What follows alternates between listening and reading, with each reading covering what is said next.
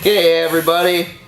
So I promised you all I'd talk to you about pain threshold and what it means. Thought what a better way than while I'm getting a tattoo and relating to it. The artist that's doing me disagrees, but I think that people who have more experience or who have gotten a lot more tattoos, you know, aren't going to be as emotional as I am right now because it fucking hurts, right? And it's going to be the same thing in poker. The more you take bad beats, the more you take losses, the more experience you have with losing money, winning money, there's going to be less emotion involved. And I'm going to talk to you about what pain threshold means and and why you want it to improve your game. So money management is one thing that you want in your game. However, the pain threshold and losing money is completely different. So I could take an experienced player and say they only have $2,000 to their name, and if they lose half of it, they're not going to be that affected as someone who has $2,000 to their name and they're not used to losses, and they take that loss, they're going to be very affected very easily.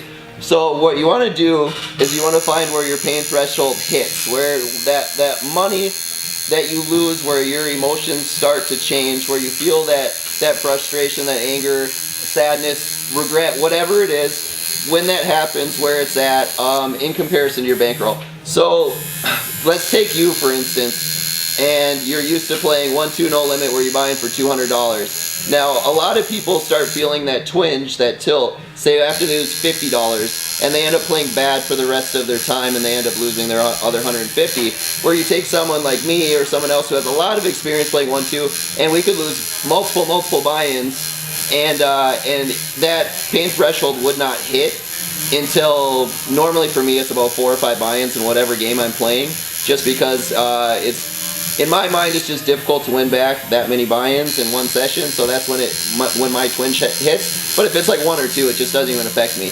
Whereas, like I said, where you need to take a look at your game and see when that hits, because even if you have a bankroll of say $20,000 and you're well rolled for a game, and you still might have a pain threshold loss of 1 buy-in, depending on how you look at money. Everyone looks at money differently, and you need to understand where you're at.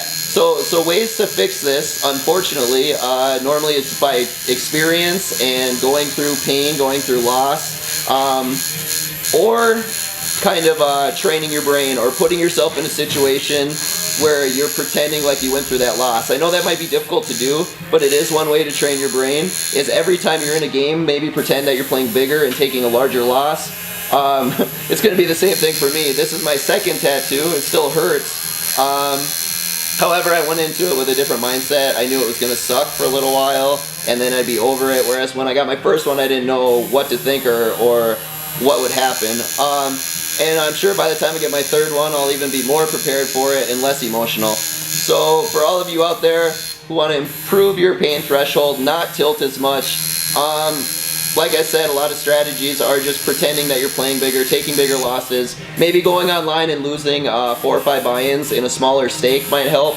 And also be aware of where this change happens and get yourself away from the game for a while. Reduce your tilt, come back, play. We don't want you to lose a bunch of money. That's not the purpose of these videos. I don't want you to go through pain. You know, the purpose of me doing these are to help you all out. So I hope you learned a little something. Make sure you comment, like, subscribe below. I'll see y'all next time. Have a good one.